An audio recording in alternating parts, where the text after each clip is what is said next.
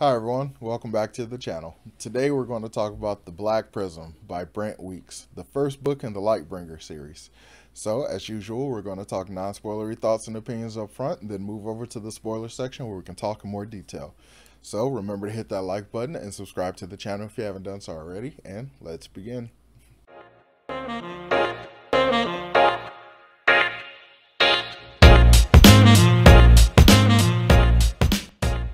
So, the Lightbringer series. As I mentioned before, I wanted to start my reread of the series, and I am listening to the graphic audiobooks this time. So, I really like the voice actors. I've listened to a few other things on graphic audio, and I'm really loving their voice actors that they use. They match a lot of the characters really well. I mean, some stuff, because I either read it or listened to a regular audiobook, the voices don't match in my head exactly, but I still really enjoy it. So, The Black Prism is the first book in the Lightbringer series, where we focus on mostly Gavin, Guile, and Kip Guile.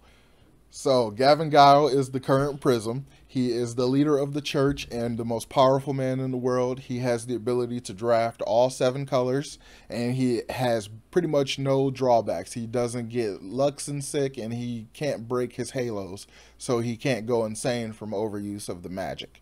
So, he is most powerful person in the world, very high up their family name, very pinky up, upper crust kind of person. So that when we find out that he has a son that was conceived during the year that he has a son that was conceived during the war that put him into power, it kind of shakes the foundation of all the aristocrats, basically. It's basically a scandal. Also, it's a scandal because he was engaged to Karis Whiteoak at the time, one of the members of the Black Guard, the most elite military force in the country. And because Kip's mom has recently died and he has nowhere to go, and they've basically proven that Kip is his son, he accepts him into the family and basically tries to speed track his, getting used to court and being someone of the Guile family. Just try to get him to be up to speed as an aristocrat as quickly as possible. But there's all these kinds of issues that he has with people thinking that, he only has what he has because of his father, which he kind of does. So, there's issues with that. So, basically, in order to try to prove himself as not like a mooch or anything like that, or just living off of his name, he wants to become a member of the Black Guard. So, he basically has to be a scrub and start from the bottom and work his way up, kind of thing. So Kip is a really interesting character. He's very immature. He's I don't want to say very young. He's 16, but he's very immature in the head. And he's also super insecure about his weight. He's always over describing himself and is always putting himself down and just constantly thinking about his weight. So it becomes like such a thing with him that it feels like Brent is over describing him in a way, but it's because it's constantly on Kip's mind. He's always thinking about it and always comparing himself physically to other people. So the use of descriptions for this character almost every 5 pages or something like that. No, that's exaggerating, but it feels appropriate because it's so heavily on his mind and it's the source of his insecurity. So I wouldn't call it I wouldn't knock it against Brent as a description thing or anything like that. It's just overuse of description to inform about characterization. That's kind of how I see it. So Kip is very determined, very stubborn, very just wants to prove himself and wants to basically get over all his negative aspects, but still keeps getting beat up by his negative aspects. During the story, he discovers that he is also a drafter like his dad, and he is a polychromat, which means he can draft multiple colors. And instead of being a big help for him, it ends up kind of becoming a hindrance because he has to train it and he has to make sure he's doesn't hurt himself as a result of just not knowing what he's doing. So that becomes a thing. And Kip's characterization is really well done, I think. I think for a character that is this explicitly immature in this type of way, you could go to a caricature level of it where it's just ridiculous and worse than the most goofy American Pie movies. But I think Brent kind of walks the line here. He sees in situations where you should be more mature, he's not really more mature, mild spoiler, but during an assassination attempt, Kip is more focused on the assassin's cleavage than he is on the fact that she's trying to kill him. So that feels like American Pie vein to me, like it's somewhere in there, you know? But it feels appropriate for someone this immature and this young who basically can barely take anything around him super seriously. So when like something's like that's happening, he's like stuck in disbelief, but you know, being a horny teenager, he's going to see what he's going to see and focus on that, I guess. So to me, it makes sense, but it's the idiosyncrasy of a young man. And Gavin, after having won the war that put him in power against his brother, he basically has been trying to like more or less repair his soul because he feels like having gone to war with his brother is so terrible that he wants to like accomplish some great things. He has like 7 great purposes that he really wants to achieve. And so everything that he's trying to do, he's very altruistic and like he's trying to do good things, but it's very clear that he's trying to do them just for the sake of trying to do them. Not like he's not, I mean, I guess altruistic is the word. It's like he's not very altruistic, I guess I'll say, because he's very morally gray. He's a lot of the good things that he do feel like they're definitely coming from a selfish place. They're not just him being good for the sake of it. And apart from these 2 main characters, we have the father of Gavin Guile, Andros Guile, who is definitely one of my favorite characters. He is so mean. He is so mean to Kip. He is just a downright a-hole. He is just a terrible old man, but he is so fun to read about. Like, he is so fun. He's insane, but he's not insane, but he's terrible, but he's right. So it's like, he's so fun. He's so fun. He's definitely my favorite character. And having finished the series already, I'll tell you, he's definitely my favorite character all the way through, mostly because he's like that mean crotchety old man that you just want to laugh at. I guess, I don't even know. Like, he's just so fun. I don't know. I like him a lot. Apart from him, we get Oliviana. I can't say her last name, but Oliviana, she goes by Liv.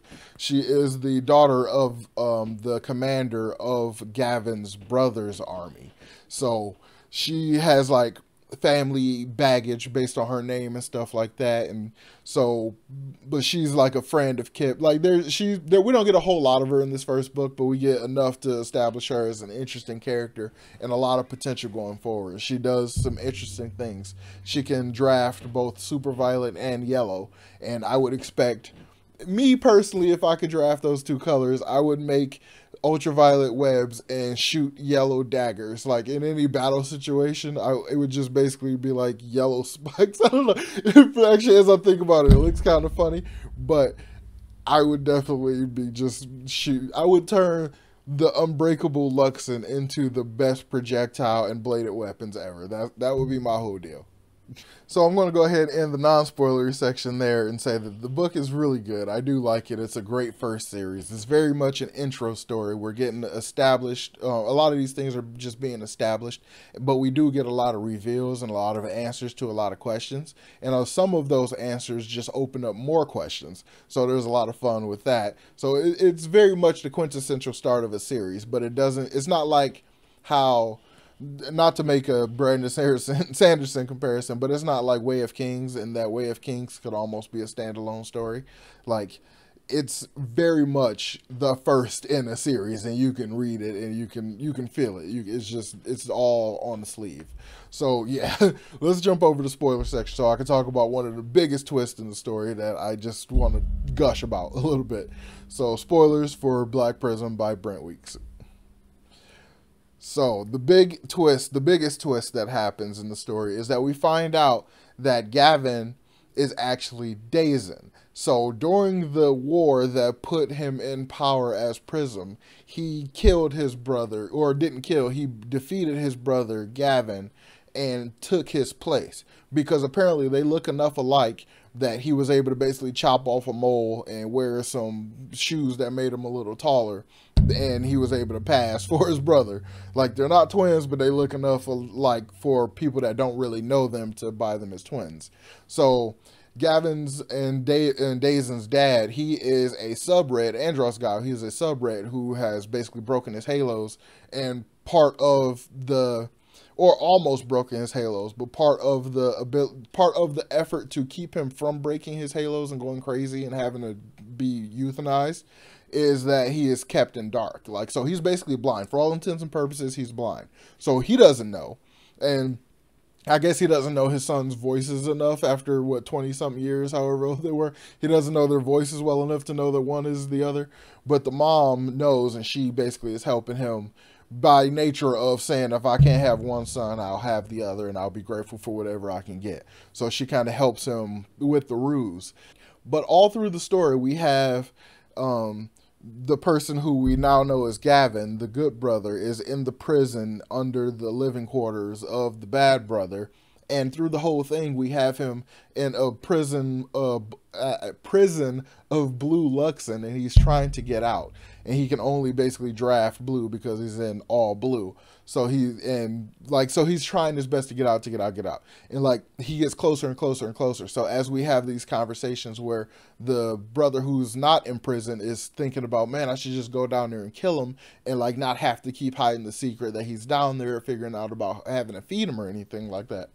Like, so as we're getting closer and closer to what feels like him saying, okay, I'm going to kill him, we have him getting closer and closer to getting out.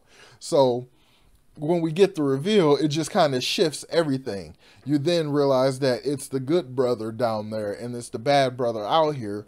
But by nature of the bad brother trying to pull off the disguise of being the good brother, he becomes more or less good as a result. And the bad brother, or the good brother who is in prison, is going crazy by being in the prison, so he becomes the bad brother. So it's like, it's a really interesting kind of way it was done. I really wish Brent would have just pulled the trigger and had them be twins, because that would have, like, because, I mean, granted, there's not plot holes, but the illusion of plot holes is still just as bad as a plot hole. So if they were twins, it would have just made it a little simpler to, you know, get the whole ruse down.